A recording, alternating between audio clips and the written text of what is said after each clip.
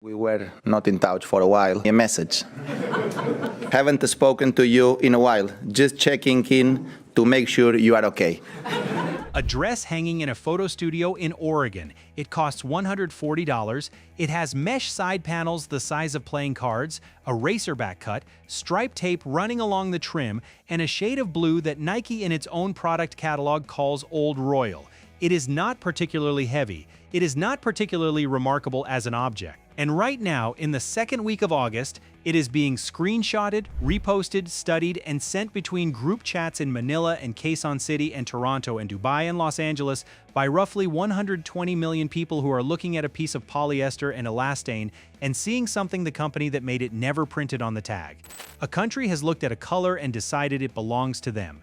And the moment that happens, a dress stops being a product. It becomes a flag.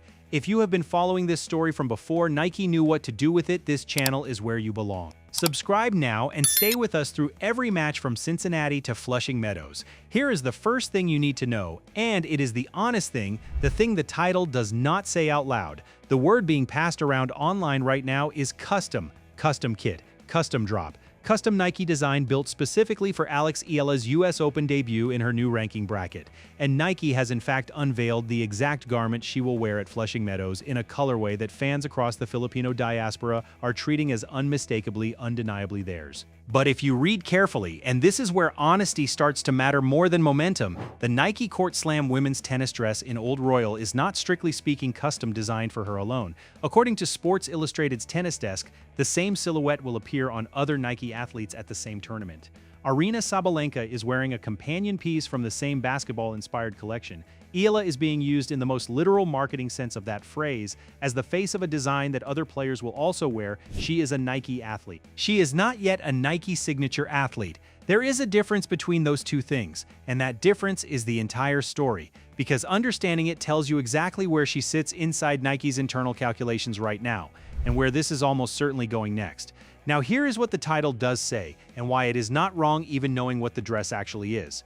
Because what Nike has done here, whether the company would ever phrase it this way or not, is release a garment through the person most likely to make it mean something. They did not choose Sabalenka to front this collection, even though Sabalenka is the world #1. They did not choose Goff. They chose a 21-year-old from Quezon City who just became the first Filipino player in history to enter the WTA Top 20, who just won her first tour title against a field that included 4 Grand Slam finalists and 2 current top 10 players, and who is at this specific moment in August the most commercially interesting story women's tennis has produced in years.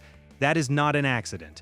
Nike does not stumble into windows. They identify them 6 months in advance, and they plan around them, and the window they identified around Alex Eala and the US Open is the reason this dress exists at the moment it exists. To understand why that window matters this much, you need to know Nike's actual position in tennis right now, because it changes everything about how you read this reveal. Nike currently has exactly 1 female tennis signature athlete on its global roster. That athlete is Naomi Osaka. Iga Swiatek has Adidas. Sabalenka has Adidas. Coco Gauff has New Balance. On the men's side, Jannik Sinner had his signature logo teased at the ATP Finals in Turin nearly 2 years ago, and a full line has still never launched. Carlos Alcaraz has a trademarked logo that has never been released publicly. Nike, the same company that once dressed Rafael Nadal for every major of his career, that built entire campaigns around Serena Williams, that defined what professional tennis looked like aesthetically for 2 decades, is now watching Adidas eat into a market it used to own without serious competition. The US Open is, in Nike's internal language, a home game. It is played in New York. It is their biggest annual tennis showcase, and right now they are losing it. That is the commercial vacuum into which Alex Eala just walked. A 21-year-old Filipino with 7 top 10 wins this season, a career-high world ranking, and the kind of story that markets itself in 17 languages at once to an audience no competitor has figured out how to reach. If you were sitting in a conference room in Beaverton, Oregon, staring at that projection screen, you would do exactly what Nike just did. You would put a dress on her and watch what the market says back. And here is the detail that proves Nike has been watching this player for considerably longer than this week's reveal suggests. Last year, tied to her Vogue Philippines cover shoot, Nike released a small limited edition capsule called In Full Bloom. It featured the Sampaguita, the national flower of the Philippines, designed by a Manila-based artist named Georgina Camus, rendered against a stylized tennis court background, a shirt, accessories, and, most tellingly, a hair tie with a Sampaguita motif that Nike confirmed publicly was made exclusively for Eala's personal use and would not be sold commercially anywhere. That is what genuinely custom looks like in Nike's internal language. That is the real precedent sitting underneath this dress reveal right now. The old Royal kit is louder. It reaches more people. It sits inside a Grand Slam broadcast rather than a magazine cover shoot. But the intimate work, the flower on the visor, the country's fingerprint stitched into the garment, Nike already did that quietly a year ago. So when Filipino fans look at the new dress and ask whether this one belongs to them the way the Sampaguita did, they are not asking a naive question. They are asking whether the appetizer is about to become the tasting menu. Now, the Nadal piece, because the title puts his name on this and it deserves a straight answer rather than a vague gesture. Eala has trained at the Rafa Nadal Academy in Mallorca since she was 13 years old. Tony Nadal, the coach behind arguably the greatest clay court career the sport has ever produced, has taken a personal hands-on mentoring role in her development this year. Multiple outlets have reported that Rafael Nadal himself has been advising her tactically through her head coach this season. When a player with that specific institutional backing walks into the US Open in a high-visibility Nike kit at a career-high ranking, the name attached to her academy does not stay quietly in the background. Nadal built his entire public identity around Nike, around a specific visual language tied to his country, his culture, his personality.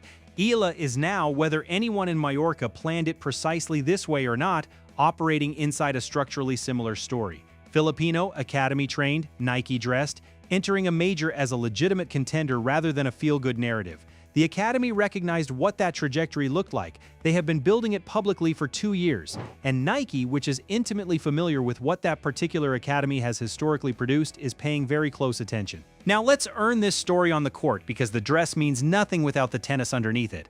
On August 3rd in Washington, D.C., Eala won her first WTA Tour-level title, the first ever won by any player from the Philippines in the history of professional tennis. To get there, she beat Jung, Fernandez, Svitolina, Osaka, and Pegula in succession, every single one of them a Grand Slam finalist or a current top 10 player. 2 of those wins required her to come from a set down. One stretched across 2 separate days because of a rain delay that suspended the final overnight. Nobody breezed through anything. Her season total of top 10 victories after Washington sat at 7, tied for the most on the entire tour alongside Svitolina and Rybakina.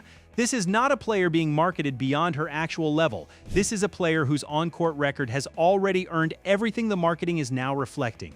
When Nike hangs a dress on a hanger in a photo studio in Oregon, it can invent a story. When Eala beats that specific gauntlet of opponents across 6 days, the story invents itself. The company is just trying to keep up. Now the color. Because this is where the fan reaction lives, and it deserves a real examination rather than a quick dismissal.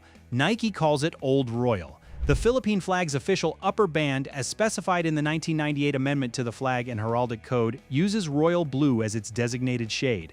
Nike has not said publicly or privately to anyone covering this story that the colorway was chosen with the Philippines specifically in mind. It is a shade from a broader collection. Other athletes will wear pieces from the same palette at the same tournament. But an entire country is looking at that specific shade of blue on this specific player at this specific Grand Slam, and doing the arithmetic regardless of what any creative team in Oregon intended. Sometimes the meaning a community supplies is louder than the meaning a company printed. Nike did not have to make this dress Filipino. Filipino viewers made it Filipino the moment they saw it on her. That is not a manufactured emotion, and it is not misplaced sentimentality. That is what happens when a person and a color collide at the right moment in front of the right audience. Whether it was planned that way is almost beside the point now. The audience has already decided, and the dress has not appeared on a match court yet. Here is the part that never makes it into a kit reveal post. On August 9th in Toronto, Eala lost to Belinda Bencic 4-6, 0-6. She won 4 games. The second set was a bagel, 6 days after the biggest win of her professional career, playing her 5th match in 7 days against a former Olympic gold medalist who was playing sharp, clean tennis. The body did what tired bodies do. She is 21 years old. She has been on court almost continuously through the entire North American hardcourt swing. She got beaten clearly by an experienced opponent on a night when her legs simply did not have what the match required. That is real, it is worth saying out loud, and it matters heading into Cincinnati and then New York. But it does not change the structural picture underneath this season. It is one result inside a stretch of matches that has already established something the tour cannot quietly walk back. Here is the historical number that gives everything else in this story its real weight. The all-time Filipino record at a Grand Slam belongs to Felicissimo Ampon. The quarterfinals of the French Championships in 1952 and 1953, more than 70 years ago, nobody from the Philippines has come closer since. Not a semifinal, not another quarterfinal. Until Eala reached the fourth round at Wimbledon this summer and quietly made herself the closest active Filipino player to a ceiling that has stood for over 7 decades. That is what she is carrying into Arthur Ashe Stadium later this month. That is what 120 million people are projecting onto a $140 dress in old royal blue. That is why the Sampaguita hair tie from last year and the In Full Bloom capsule and this kit reveal this week are not isolated marketing moments. They are chapters in the same story. Each one slightly louder than the last, each one reaching a slightly larger audience than the one before it. Sports Illustrated's Tennis Desk, in the same article that first published the old royal dress renders, laid out Nike's commercial situation with unusual bluntness.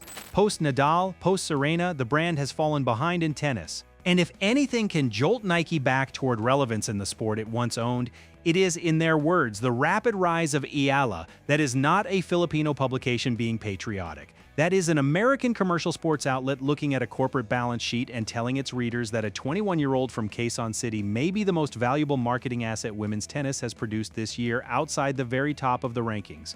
Read that sentence twice. It is doing more work than it looks like it is doing, so here is where everything lands. The word in the title is custom. The honest answer is that in the strict technical sense, the dress is not exclusively custom. Other athletes wear the same silhouette. There is no Eala signature logo stitched into the collar. That is the factual position as of today. But what a dress means has never been decided by a product tag. It is decided by who is wearing it, at what moment in their career, in front of which audience, carrying whose hopes into which stadium, and what Alex Eala represents walking onto the courts of Flushing Meadows in Nike's old royal blue later this month is not a signature line. It is something older and more commercially significant than a signature line. It is a proof of concept for a company that needs to prove it still owns tennis, for a country that has been waiting 70 years for someone to walk into a Grand Slam and genuinely belong there, for an academy in Mallorca whose most famous alumnus built his entire global identity around exactly this kind of moment, and whose coaches have been quietly preparing her for it since she was 13 years old.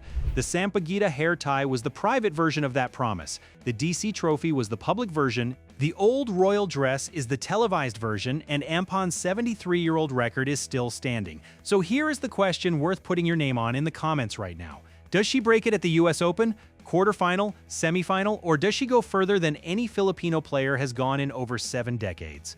Drop your prediction before the draw drops, because when it happens, you want that comment sitting there as your receipt. Subscribe and hit the bell right now. We are covering every match, every kit, every draw, every ranking point from Cincinnati through Flushing Meadows. Because whatever the tag says, whatever Nike's product code reads, whatever the official colorway is officially called, the dress is not the story she is, and we will be here for every point of it.